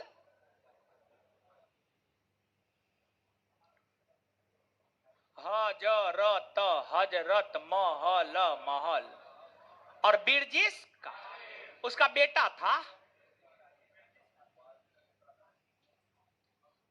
बिरजिस कादिर। और ये जो बेगम हजरत महल है ना जी, इसको इतिहास में महक परी भी कहा जाता है। महक परी, महक परी, महक परी। और जानते हैं, बड़ी बहुत ही ढीठ महिला थी। ढीठ महिला, ढीठ महिला समझते हैं? अरियल महिला थी, अरियल। बात को लेकर अड़ गई तो कुछ भी हो प्राप्त करना है, इस प्रकार की महिला थी। मतलब जैसे आप महिला लोग में लक्ष्य बनाते होंगे कि आज जो है पूरा पॉलिटी पढ़ जाना है, तो 100 गो में 10 गो पूरा पढ़ जाती होगी और 90 गो बीच में जाते जाते स्वाहा। स्वाहा मतलब पढ़ना छोड़ देती होगी। लेकिन आपके भीतर ये रवैया होनी चाहिए, करना है करना है, मारना है मारना है, जो करना है वो करना है, चाहे जो भी हो जाए। ठीक है, जो भी हो जाए, जो करना है करना है। उसका परिणाम नहीं सोचना। जैसे आप परिणाम सोच लिए ना, कभी कभी जो है परिणाम सोचना भी पड़ता है, कभी कभी परिणाम नहीं भी सोचना पड़ता है। तो लेकिन पढ़ने में हम आपको बता रहे हैं, पढ़ने में कभी भी परिणाम मत सोचिए, कभी भी परिणाम मत सोचिए, कभी नहीं, कभी नहीं। क्या होगा, पढ़ जाइए। पढ़ना है मतलब पढ़ना है। बेगम हजरत महल के पति थे वाजिद अली शाह, जो कि अवध का नवाब था। उसी को गद्दी से हटा दिया गया था। वाजिद अली शाह को, वाजिद अली शाह को गद्दी से हटा दिया गया। वाजिद अली शाह विरोध नहीं किया, कहा हटा दिया हटा दिया हटा दिया हटा दिया। और अंग्रेज कहा हम आपको पेंशन देंगे, जीवन जीने के लिए पेंशन देंगे। तो वाजिद अली शाह का पेंशन दे रहा, क्या दिक्कत है? कोई दिक्कत नहीं, आराम से जिंदगी जी लेंगे। उसकी पत्नी कही आप जाइए भाड़ में, हमको आपसे कोई फर्क नहीं पड़ता है। हमको अपने बेटा बिरजिस कादिर के लिए अवध चाहिए, हम अवध लेकर रहेंगे। अंग्रेजों का कड़ा प्रतिरोध की, अंग्रेजों से सबसे पहले विनम्र निवेदन की, अवध दे दीजिए नहीं तो बहुत बुरा होगा। लेकिन अंग्रेज कहा कैसे दे देंगे, ना ना देंगे ना देंगे, जो बुरा होगा होगा, देखेंगे हम। बेगम हजरत महल के निवेदन को अंग्रेज नहीं माना, जिस वजह से बेगम हजरत महल इस विद्रोह में कूद पड़ी। और जानते हैं, इस क्षेत्र में आम जनता ने पार्टिसिपेट किया था। आम जनता ने, बेगम हजरत महल की जो चहेती जनता थी, जो अवध के नवाब के वफादार जनता थी, उसने कहा ना, देखिए माफिया हो, डॉन हो, बुरा आदमी हो, सबका एक फैन फॉलोअर होता है। और वो व्यक्ति कितना भी गलत कर दे, उसका जो फॉलोअर होता है वो उसको गलत नहीं मानेगा, उसको गलत नहीं मानेगा। जैसे अतीक अहमद, दुर्दांत अपराधी, कुख्यात अपराधी, मारा गया, लेकिन फिर भी कुछ जो उनके समर्थक हैं उसकी हत्या को सही नहीं ठहराते हैं, जबकि उसकी हत्या होनी चाहिए, कानूनी प्रक्रिया से होनी चाहिए। खैर कलयुग है, जो जैसा करेगा वैसा पाएगा। वो भी तो दिन दहाड़े हत्या करता था, जो हुआ बढ़िया हुआ, चाणक्य नीति कहता है, समझे? जो हुआ बढ़िया हुआ, एकदम बढ़िया हुआ। ठीक है, भले कानून के राज पर सवाल उठे, उससे कोई फर्क नहीं पड़ता है। कभी कभी गलत चीज भी सही हो जाता है। समझे?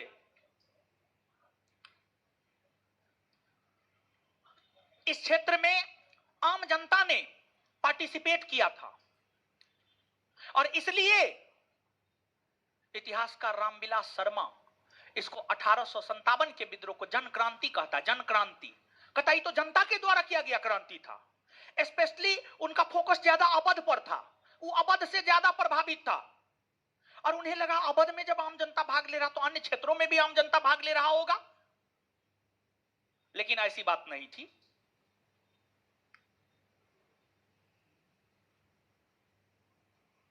और 1857 के विद्रोह में जो विद्रोही सिपाही थे वो भी सबसे ज्यादा अवध से था, सबसे ज्यादा अवध से था। और कहा जाता है अवध का कोई ऐसा घर नहीं होगा, जैसे हम लोग के तरफ एक गांव है, ब्राह्मण का गांव है, बनगांव, बनगांव कहा जाता है। अब उसमें कितना सच्चाई हमको नहीं पता है, कुछ बात कहा जाता है उसमें सच्चाई नहीं भी होता है। कहा जाता है कि उस गांव में हर घर से एक IAS, IPS, IFS जरूर है, DSP सब जरूर है। अब हमको नहीं पता है, हम लोग के तरफ का है, लेकिन पता नहीं है उतना, क्या पता करिए क्या फायदा। एक कंपटीशन थोड़े पूछेगा, नहीं पूछेगा। देखिए वैसा चीज जो कंपटीशन नहीं पूछता है वो हम जानते हुए भी बहुत बढ़िया से नहीं जानने का प्रयास करते हैं, क्योंकि ना वो मेरे जरूरत का है ना आपके जरूरत का है। हम जानेंगे तो हम आपको बतेबे करेंगे फालतू बात, तो इससे बढ़िया हम जानबे ना करें। तो अवध के विषय में कहा जाता है अवध के क्षेत्र में कोई ऐसा घर नहीं था जिस घर से कोई ना कोई एक व्यक्ति ब्रिटिश सेना में ना हो, ब्रिटिश सेना में ना हो। तो अवध के क्षेत्र से जो है आपको आम जनता ने पार्टिसिपेट किया। सबसे ज्यादा अवध के क्षेत्र के सैनिकों ने भाग लिया और आम जनता पार्टिसिपेट कर रहा है, तो आप समझिए ना कैसा माहौल रहा होगा। काफी भयानक मंजर था लखनऊ और अवध के क्षेत्र में, लेकिन उस भयानक मंजर वाली स्थिति को भी अंग्रेजों ने संभाल लिया, अंग्रेजों ने संभाल लिया। और अंग्रेज भयानक मंजर वाली स्थिति को कैसे संभालता था जानते हैं? कैसे संभालता था? जैसे लवलेश तिवारी, अरुण मौर्य, सन्नी, तीनों आया कनपट्टी में सटा के ठोक दिया, 10 सेकेंड में दोनों भाई खाक मिट्टी में मिल गया, समझे? वैसे ही अंग्रेज भीड़ को कंट्रोल कैसे करता था, विद्रोह को कंट्रोल कैसे करता था? गोली फायर कर देता था तुरंत। अवध के क्षेत्र में जो कंट्रोल किया गया था गोली फायर करके, जैसे जलियांवाला बाग में अंग्रेज आया और 10 मिनट में 1650 राउंड फायर हुआ। 10 मिनट में 1650 राउंड फायर हुआ था जलियांवाला बाग में, 10 मिनट में, मात्र 10 मिनट में। बताइए 10 मिनट में 1650 राउंड फायर, जैसे 40 सेकंड में अंदाज 10 या 12 या 18 राउंड फायर हुआ है, जो भी हुआ है, ठीक है।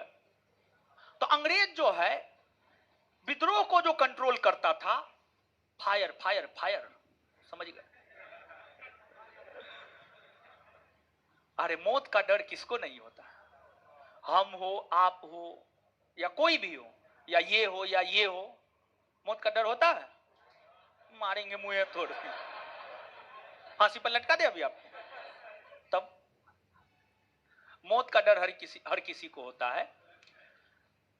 तो अवध और लखनऊ के क्षेत्र में विद्रोह को दबाने के लिए हेनरी लॉरेंस और कैंपबेल के नेतृत्व में एक बड़ी फौज भेजी गई थी। हेनरी लॉरेंस और कैंपबेल के भेज में हेनरी लॉरेंस और कैंपबेल के नेतृत्व में, हेनरी लॉरेंस और कैंपबेल के नेतृत्व में एक बड़ी फौज भेजी गई थी। इस विद्रोह को दबाते हुए हेनरी लॉरेंस मारा गया, लेकिन कैंपबेल ने इस विद्रोह को दबा दिया। जब विद्रोह दबने लगा, बेगम हजरत महल भागकर नेपाल चली गई। कहां चली गई? नेपाल। तो यह अवध की कहानी हुई। एक मिनट में याद कर लेते हैं। अवध और लखनऊ के क्षेत्र से 1857 के विद्रोह को किसने नेतृत्व? हाय, बेगम हजरत। 1857 के विद्रोह के किस नेता को महकपरी के उपनाम से? महकपरी, मनु, रानी मनु, महकपरी, आय, बेगम हजरत महल। और इसके बाद जो है आपको विद्रोह, अवध और लखनऊ के क्षेत्र में विद्रोह को दबाते हुए कौन मारा गया? कौन मारा गया? किसने दबा दिया? किसने दबा दिया? बेगम हजरत महल भागकर कहां चली गई? कहां चली गई? नेपाल ना जी। किस क्षेत्र में आम जनता ने 1857 के विद्रोह? आय अवध ना जी। सबसे ज्यादा सैनिक कौन क्षेत्र के भाग? आय अवध ना जी। बात क्लियर ना? हाँ। अवध के बाद एक है फैजाबाद। फैजाबाद, फैजाबाद क्या है? फैजाबाद। देखिए, ध्यान दीजिएगा भाई जी लोग। फैजाबाद, फैजाबाद को आज क्या कहते हैं जानते हैं? क्या कहते हैं? क्या कहते हैं? अयोध्या ना? हाँ, अयोध्या, अयोध्या कहते हैं। सुनिए, एगो जो है कहिएगा, जैसे पोस्ट सब नहीं डाला जाता है डाकघर में, उसके लिए एगो होता है ना letter box. Letter box type का जो है, ठीक है, एगो कहिएगा लेटर बॉक्स टाइप का जो है ऑफिस के आसपास में लगा देगा, ठीक है, लेटर बॉक्स टाइप का। और एगो सूचना पट लगा देगा, ठीक है, कहिएगा कोचिंग में लगाने के लिए नेसेसरी है। 2 दिन के भीतर, कितना दिन के भीतर? 2 दिन के भीतर लग जाना चाहिए, एकदम कंफर्म वे में कह दीजिएगा, ठीक है। देखिए, आप लोग को क्वेश्चन में डाउट होगा, आप क्वेश्चन लिख करके जो है उस लेटर बॉक्स में दे दीजिएगा, ठीक है, लेटर बॉक्स में दे दीजिएगा। कहा कि हम मोबाइल चलाना बंद कर रहे हैं इसलिए बोल रहे हैं, लेकिन आपके डाउट को क्लियर करना है। मोबाइल पे बहुत ज्यादा हम क्लियर कर भी नहीं पाते हैं, तो और उस पे जो है आप अपना नंबर जरूर लिख दीजिएगा ताकि हम आपको बता सके। व्हाट्सएप नंबर या कॉलिंग नंबर, कोई भी व्हाट्सएप नंबर या कॉलिंग नंबर लिख दीजिएगा, ठीक है। होगा ये कि थोड़ा सा व्यवस्था को और सुव्यवस्थित कर रहे हैं, समझे। और जो है बात ऐसा है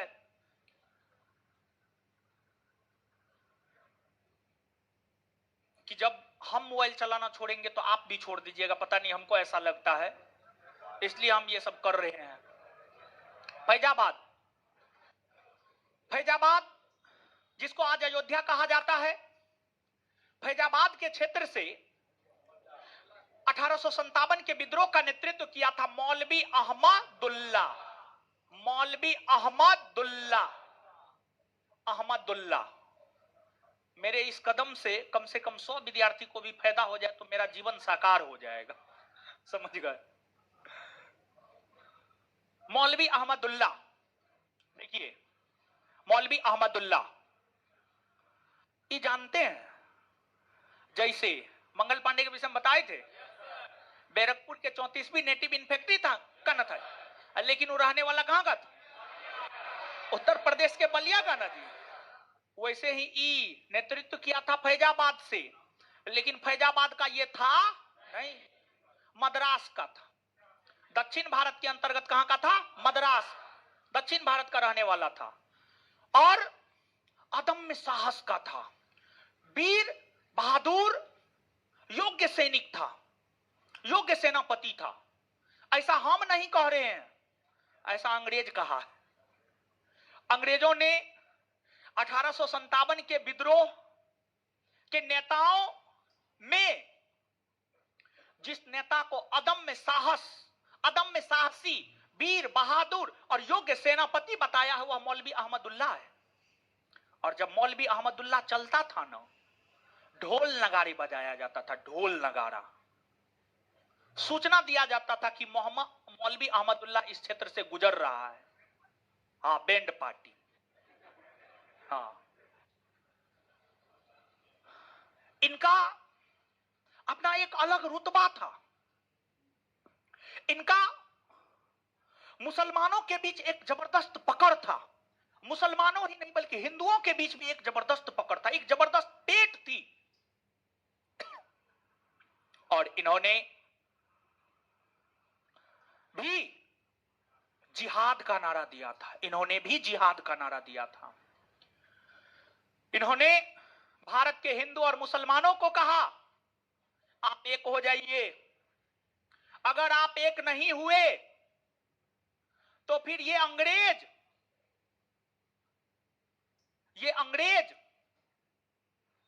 आपको इसी तरह प्रताड़ित करता रहेगा जैसे आप आज प्रताड़ित हो रहे हैं। और जानते हैं, इनका हिंदू और मुसलमानों के बीच इतना जबरदस्त पैठ था, इतना जबरदस्त पैठ था कि इनके कहने मात्र से हिंदू मुसलमान अपना हर गिला शिकवा भूलकर कंधा से कंधा मिलाकर 1857 के विद्रोह में लड़ा। हिंदू मुसलमान एक थाली में खाता था। 1857 के विद्रोह में जिस प्रकार की हिंदू मुस्लिम एकता देखने को मिली है, वैसी हिंदू मुस्लिम एकता किसी भी आंदोलन में देखने को नहीं मिला है। किसी भी आंदोलन में देखने को नहीं मिला है जिस प्रकार की हिंदू मुस्लिम एकता 1857 के विद्रोह में देखने को मिला है। गांधी जी हिंदू मुस्लिम एकता के प्रबल समर्थक थे, लेकिन गांधी जी भी उतना हिंदू मुसलमान को एक नहीं कर पाए जितना मौलवी अहमदुल्ला ने 1857 के विद्रोह के दौरान कर दिया था। और जानते हैं, 1857 के विद्रोह की 1857 के विद्रोह का जो सबसे मजबूत पक्ष है वह हिंदू मुस्लिम एकता है। 1857 के विद्रोह का जो सबसे मजबूत पक्ष है वह है हिंदू मुस्लिम। यह 1857 के विद्रोह का सबसे मजबूत पक्ष है। इनके कारण जो हिंदू मुसलमान एक होकर कंधा से कंधा मिलाकर विद्रोह में पार्टिसिपेट किया, इससे अंग्रेजी गवर्नमेंट तिलमिला उठी। इसको देशद्रोही घोषित कर दिया और इसको 50,000 का इनामी घोषित कर दिया। कहा, कोई भी लोग अगर इसको जिंदा या मुर्दा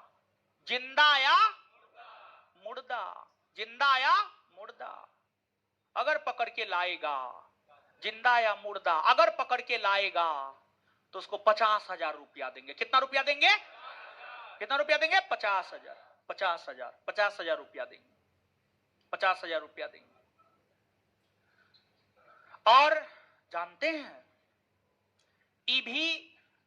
मौलवी अहमदुल्ला को भी अपनों ने ही लूटा।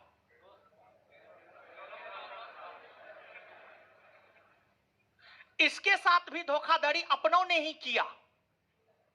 पता नहीं भारत के जीन में है, भारत को धोखा अपने लोग ही दिए, समझ गए? लेकिन आप लोग ऐसा मत बनिए, ठीक है? हाँ, नहीं बनिएगा, भाई भाई के बीच नहीं झगड़िएगा, पक्का। एक ही भाई,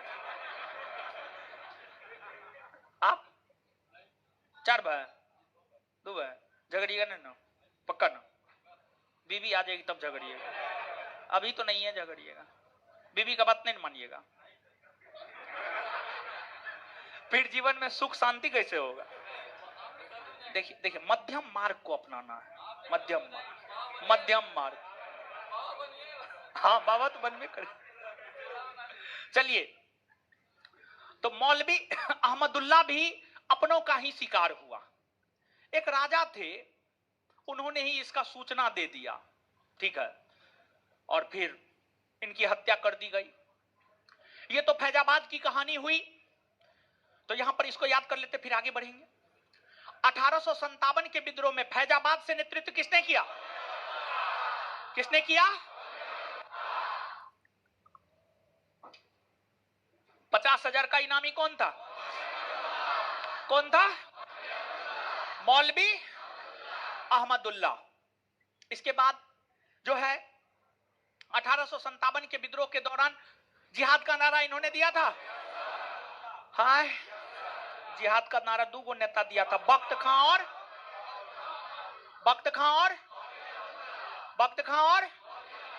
तो 1857 के विद्रोह के दौरान किस दो नेता ने जिहाद का नारा दिया? अंग्रेजों ने 1857 के विद्रोह के किस नेता को अदम्य साहसी बताया? अदम्य साहस किसे बताया? अंग्रेजों का सबसे कट्टर दुश्मन मौलवी। इसके बाद जो है आपको 1857 के विद्रोह का सबसे मजबूत पक्ष हिंदू मुस्लिम। 1857 के विद्रोह का सबसे मजबूत पक्ष हिंदू मुस्लिम। बात क्लियर है ना जी? और सब चलिए अब आगे आइएगा। इसके बाद उत्तर प्रदेश के और भी कई सारे क्षेत्र थे,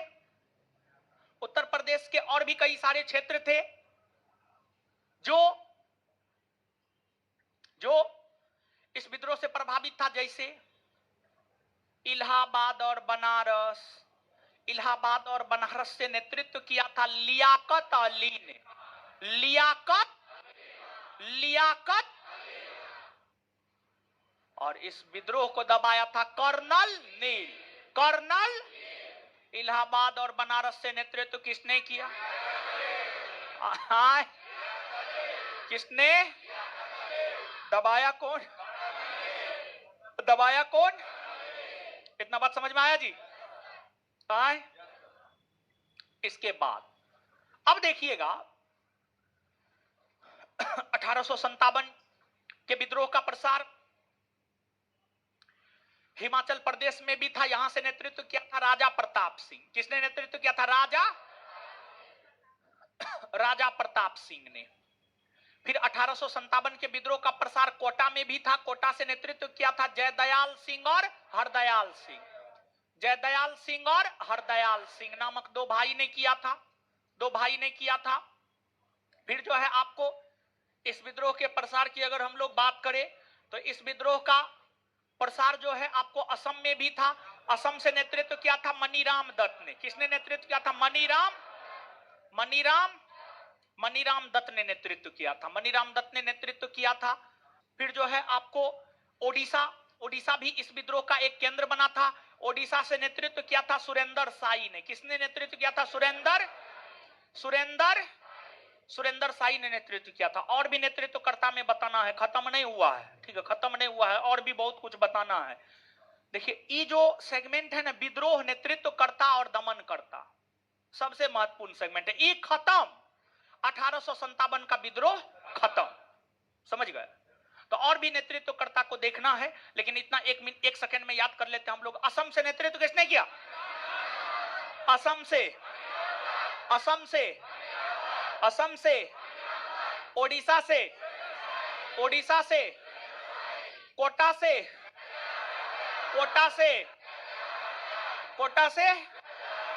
हिमाचल प्रदेश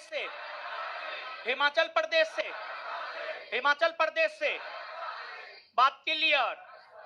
इससे आगे और बताना है, बिहार भी बताना है, ठीक है, उत्तर प्रदेश में भी कुछ छोड़े हैं, उत्तर प्रदेश का भी कुछ अगले क्लास में बताएंगे, बिहार भी बताएंगे, अगले क्लास में खत्म हो जाएगा ये। इतना बात समझ में आया? हाँ, चलिए गुरुजी लोग इसे आगे अगले क्लास में पढ़ेंगे। हाँ, एक महत्वपूर्ण सूचना ये है कि कल बिट्टू सर घर जा रहे हैं, ठीक है, उनकी अंदाज फुआ आ रही है, उनको पहुंचाने के लिए घर जा रहे हैं, ठीक है। तो बिट्टू सर का कल जितना भी क्लास है सारा क्लास बंद है। कल बिट्टू सर घर जा रहे हैं तो बिट्टू सर का जितना भी क्लास है कल सारा क्लास सर का बंद है, ठीक है, सारा क्लास कल जो है बंद है। तो आपका भी क्लास कल बंद है और फिर आपका अगला क्लास होगा परसों। कब होगा? कब होगा? फ्राइडे को होगा। और फ्राइडे को तो मेरा ही क्लास है। हाँ, मेरा ही है तो मेरा क्लास होगा, मेरा क्लास होगा। परसों जो है 1857 का विद्रोह खत्म कर देंगे। क्वेश्चन कितना है? बस परसों जो है ना आधा घंटा लेक्चर देंगे, क्वेश्चन तो तुरंते हो जाएगा, ठीक है, चाहेंगे तो तुरंते हो जाएगा, प्रयास करेंगे अगले क्लास में खत्म कर देने का। बात क्लियर? चलिए गुरुजी लोग और सब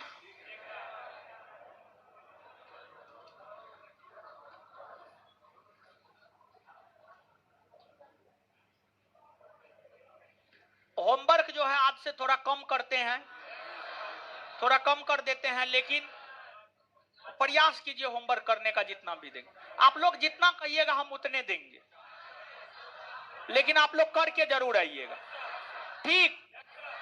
हाँ, चलिए होमवर्क की बात करते हैं अब।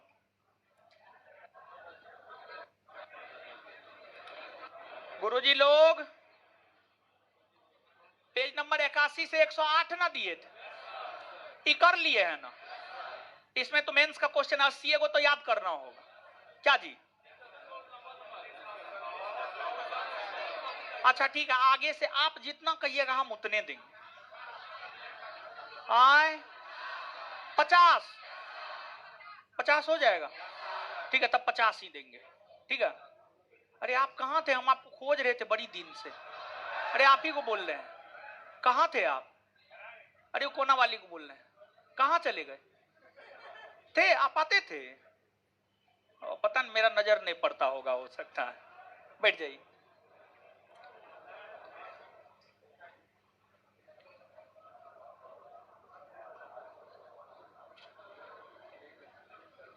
चलिए गुरुजी लोग अगला होमवर्क इसमें सुन लीजिए पहले। अगला होमवर्क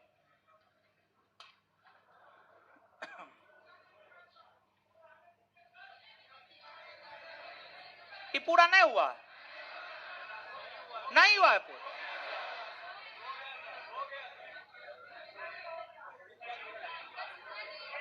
नहीं भी हुआ है, फिर भी आगे बढ़ाएंगे।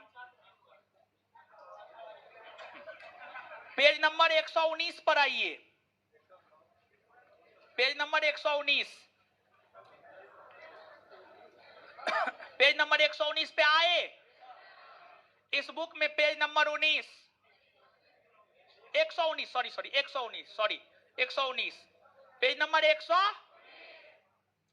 लघु परिपथन के समय परिपथ में विद्युत धारा, क्वेश्चन नंबर 1 है ये। क्वेश्चन नंबर 50 में है, निम्नलिखित में से कौन सी एक यूएसए की स्थानीय पवन है? तो पेज नंबर 119 से लेकर पेज नंबर 125, पेज नंबर 119 से लेकर पेज नंबर 125 कर लीजिएगा ना। 50 क्वेश्चन से कर लीजिएगा ना, पक्का ना? हाँ, आगे जानते हैं ई क्वेश्चन बैंक का एगो टेस्ट करवाएंगे, ठीक है, तो जल्दी ई क्वेश्चन बैंक को खत्म कीजिए, एगो टेस्ट करवाएंगे और प्रश्न जो है इसी क्वेश्चन बैंक से ही रहेगा, समझे? और उसमें जो है 100 लड़का को इनाम देंगे, तीनों बैच मिला करके 100 लड़का को इनाम देंगे, ठीक है, 100 लड़का को, समझे? और 100 लड़का को इनाम देंगे। एक बात बताइए, अगर 100 लड़का को देते हैं तो 500 के हिसाब से जोड़िए तो कितना हो जाता है? 50,000 की 5 लाख, 50,000 ना होता, कोई बात नहीं, 50,000 देंगे आपको, ठीक है। और 8 से 10 वाला जो टेस्ट होता है, जब एक महीना 20 को टेस्ट खत्म हो जाएगा तो उसका एक टेस्ट होगा, और उस टेस्ट में जो 1 नंबर पे आइएगा या जो 100 में 100 लाइएगा उसको 5,000 रुपया देंगे। पता है ना आप लोग? नहीं पता है? अरे महाराज, टेस्ट देते होंगे तो पता होगा, ठीक है। 1 महीना का खर्च हम आपको उठाएंगे, समझे?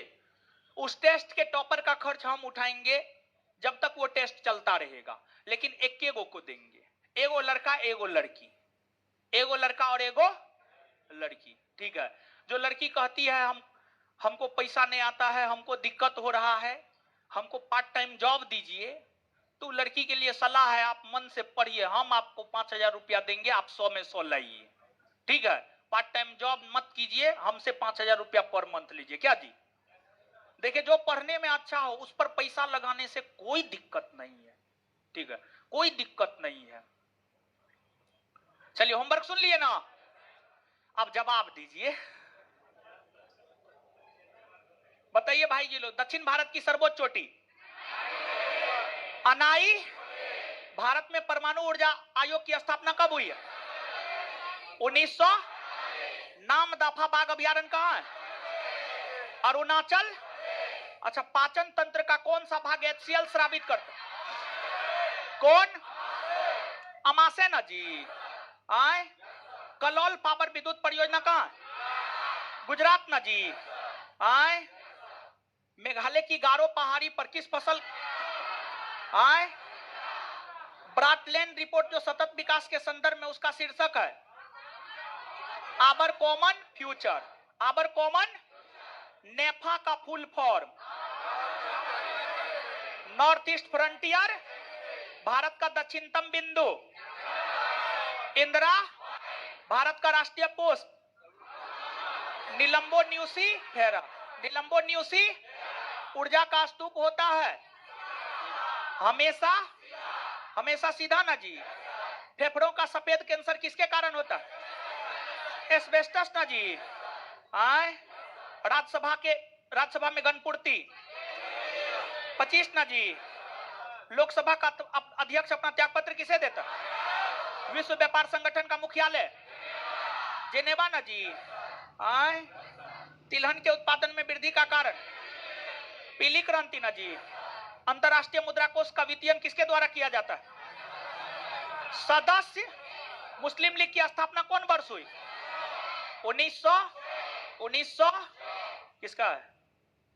चलिए, इसमें 50 को इसमें भी अब कम कर देते हैं, ठीक है, कम क्वेश्चन देंगे, कोई दिक्कत नहीं। हाँ, क्या दिए हैं इसमें? इसमें ठीक है, इसमें ठीक है ना? अरे, इसमें सिर्फ क्वेश्चन आंसर याद कीजिए, डिस्कशन मत पढ़िए। इसमें सिर्फ क्वेश्चन आंसर याद कीजिए, डिस्कशन क्लियर। चलिए, इसमें होमवर्क में क्या था भाई जी लोग? प्राचीन भारत में स्थापत्य कला। चलिए आगे। 13 दक्षिण भारत चोल चालुक्य पल्लव एवं संगम 171 से 185। टोटल कितना क्वेश्चन है देखिए तो? 90 को। हाँ, तो 90 को क्वेश्चन क्यों नहीं याद करेंगे? हो जाएगा ना। डिस्कशन नहीं पूछेंगे, सीधा क्वेश्चन पूछेंगे। क्लियर? चलिए, और आप लोग तो अधिकतर बच्चा तो पढ़वे किए, उसमें तो अधिकतर क्वेश्चन आपको याद ही होगा।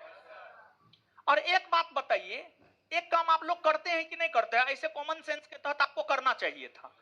जैसे आपने जो इतिहास पढ़ा है, आपके पास जो संस्थान का नोट है, आप पूर्वावलोकन से हम आपको होमवर्क करवा रहे हैं। जब आप पूर्वावलोकन से होमवर्क करते हैं तो आप कुछ चीज ऐसा है जो आपके नोट में नहीं है, तो आप उसको अपने नोट में नोट डाउन नहीं कर लेते हैं, या किसी भी कॉपी में आप नहीं लिख लेते हैं।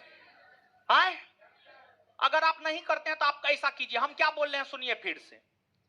आपके पास प्राचीन भारतीय इतिहास का नोट है, मध्यकालीन भारतीय इतिहास का नोट है, आप इससे होमवर्क कर रहे हैं। आप इसको करने से पहले एक बार अपने नोट को पढ़ लीजिए। नोट पढ़ के इसका क्वेश्चन बनाइए, जितना बनता है ठीक है, जो आपके नोट में है ठीक है, जो आपके नोट में नहीं है आप अपने नोट में या किसी कॉपी में उस बात को नोट डाउन करके याद कर लीजिए। ये एक अच्छा तरीका है अपने आप को बेहतर बनाने का, ये बहुत बेहतरीन तरीका है। आपको बोले हैं बतियाने के लिए, आपको बोल रहे हैं, आप ही को बोल रहे हैं। क्वेश्चन पूछ रहे थे तो हमारे जाने के बाद ना पूछते आप, बतियाने नहीं ना बोले हैं। देखिए उठा करके क्वेश्चन पूछते हैं तो आप जवाब देते हैं, नहीं देते हैं क्योंकि कमजोर हैं, चीजों को गंभीरता से लेते नहीं है। चीजों को गंभीरता से लीजिए, क्लास में बात मत कीजिए। देखिए हमको पागल कुत्ता नहीं काटा है कि हम पागल की तरह आपको समझाते रहते हैं, समझे। देखिए हमको रिजल्ट चाहिए, इसलिए हम भर दिन आपको समझाते रहते हैं। अगर हमको रिजल्ट नहीं चाहिए होगा हम आपको खाक समझाएंगे। और बताइए आप ग्रेजुएट है, बिट्टू सर सही बोलते हैं। बिट्टू सर कभी कभी हमको बोलते हैं आप क्यों इतना समझाते हैं, मत समझाइए इतना। बोलते हैं आप ग्रेजुएट बच्चा को समझाते। ग्रेजुएट बच्चा समझने वाला होता है, वो अपने सब चीज समझ के बैठा रहता है, समझे। लेकिन फिर भी हम इतना समझाते तब आप इतना गलती करते हैं। नहीं समझाएंगे तब क्या कीजिएगा, दिन दहाड़े आप लोग क्या कर दीजिएगा पता नहीं चलेगा हमको। अजीब हाल है। चलिए होमवर्क दे दिए ना, अब इससे पूछते हैं, आराम से जवाब दीजिएगा। खजुराहो मंदिर स्थापत्य के निर्माण में सहयोगी थे कौन? कौन? बताते जाइए। खजुराहो मंदिर स्थापत्य के निर्माण में सहयोगी था। खजुराहो का कंदरिया महादेव मंदिर किसने बनवाया? चंदेल। किसने? किसने? किस राजवंश ने भारत के प्रसिद्ध खजुराहो के मंदिर दिए? चंदेल ना। चंदेल राजाओं ने किसका निर्माण करवाया? खजुराहो मंदिर। कौन मंदिर? खजुराहो मंदिर कौन धर्म से संबंधित? हिंदू धर्म। और हिंदू धर्म और खजुराहो मंदिर कौन धर्म से संबंधित? हिंदू धर्म। और खजुराहो का मातंगेश्वर मंदिर किस देवता को समर्पित? आए शिव को ना जी। आए निम्नलिखित में से किस केंद्र में 100 से अधिक बौद्ध गुफा है? कन्हेरी। कहां? कहां? कहां? आबू का जैन मंदिर किससे बना है? संगमरमर। आबू का जैन मंदिर किससे बना? किससे बना है? संग। एलिफेंटा के प्रसिद्ध सेल को काटकर बनाए गए मंदिरों का श्रेय दिया जाता है राष्ट्रकूट। किसको? किसको? किसको? एलोरा गुफाओं का निर्माण किसने करवाया? आए राष्ट्रकूट ने ना जी। आए एलोरा के प्रसिद्ध शिव मंदिर का निर्माता राष्ट्रकूट नरेश। कृष्ण। कृष्ण प्रथम ने ना जी। लिंगराज मंदिर अवस्थित है भुवनेश्वर में ना। कोणार्क का सूर्य मंदिर किसने बनवाया? नरसिंह देव। नरसिंह देव। महाबलीपुरम का सप्तरथ मंदिर किसने बनवाया? नरसिंह वर्मन द्वारा। नरसिंह वर्मन द्वारा। अच्छा इस चैप्टर को किए हैं। देखिए ये जो चैप्टर है ना, जो चैप्टर से क्वेश्चन पूछ रहे हैं, इस चैप्टर से एगो क्वेश्चन आएगा आपके परीक्षा में, हम आपको बोल रहे हैं, और यहीं से आएगा। ये भी बात हम आपको बोल रहे हैं। आज तक इसमें कोई चैप्टर नहीं बोले हैं, लेकिन इस चैप्टर से आएगा। तो मेरा रिक्वेस्ट है हाथ पैर जोर पकड़ के इस चैप्टर को एक बार फिर से पढ़ लीजिएगा। पक्का ना? मम्मी कसम ना? हाँ इसको एक बार फिर से पढ़ लीजिएगा। और ये चैप्टर अगले क्लास में हम बोल देते हैं, 1 बाय 1 पूछेंगे, और अगला वाला चैप्टर सम्मिलित रूप से पूछ देंगे, लेकिन ये चैप्टर 1 बाय 1 हम पूछेंगे। महत्वपूर्ण चैप्टर है, जो महत्वपूर्ण है उस पर टाइम देना है, ठीक है। नहीं तो पिछले दिन याद है ना क्या किए थे? हमको भी चोट लग गया था, उधर मारने के चक्कर में अभी तक हाथ दर्द कर रहा है, समझे। और सब बढ़िया है? मारते हैं तो नाराज नहीं होते हैं, नाराज मत होइएगा। और क्लास में जो कुछ भी बोलते हैं ना उसको दिल पे नहीं लेना है, लेकिन जो समझने वाला बात, जो पढ़ने वाला बात है उसको दिल पे लेना है। और एगो बात बता देते हैं, हम अपने विद्यार्थी के लिए, हमारे विद्यार्थी के साथ गलत हो, चाहे गलत करने वाला बहुत बड़ा तोप हो, बहुत बड़ा तोप हो, उससे बड़ा कोई तोप ही ना हो, लेकिन अगर गलती हमारे विद्यार्थी के साथ हुआ है और वह विद्यार्थी हमारे पास आया है अपने समस्या के समाधान को लेकर, हम उसके समस्या को समाधान करेंगे, चाहे उसके लिए हमको गलत भी साबित होना पड़े, चाहे उसके लिए हमको कोई भी कदम उठाना पड़े, कुछ भी उठाना पड़े हम उठा देंगे। भले बहुत बड़ी बदनामी हो हमारी, कोई फर्क नहीं पड़ता है, खाक फर्क हमको नहीं पड़ता है, समझ गए। विद्यार्थी हमारे लिए सब चीज है, और एक टीचर के लिए विद्यार्थी सब चीज होना भी चाहिए, समझ। कोई भी टीचर है तो आप हमारे लिए सब चीज, हमको आपसे रिजल्ट चाहिए, हम इसलिए आपको मारते पीटते हैं। देखिए एक बात बताइए, पिता अपने पुत्र को पीट देता है, लेकिन क्या पड़ोसी पीटता है? नहीं, क्योंकि पिता का अधिकार होता है पुत्र पे। आप मेरे पास पढ़ने आए, मेरा अधिकार है आप पे, हम पीटेंगे, हम कूटेंगे, हम गलियाएंगे, हम चार को बात कहेंगे, हम खड़ा करवाएंगे, हम क्लास से बाहर करवाएंगे। ये सब आपको सुधारने के लिए कर रहे हैं, इससे फायदा हमको नहीं होगा। हमको ज्यादा से ज्यादा 5,000 इसमें दिए हैं, अब पीटी में रिजल्ट हो जाएगा तो मेंस में 5,000 दीजिएगा, और उसके अलावा रिजल्ट हो जाएगा तो हम मिठाई किसी का नहीं खाते हैं, मिठाई हम नहीं खाएंगे आपका, जबरदस्ती लेकर आइएगा तो खा लेंगे, उससे ज्यादा कुछ नहीं, उससे ज्यादा कुछ नहीं।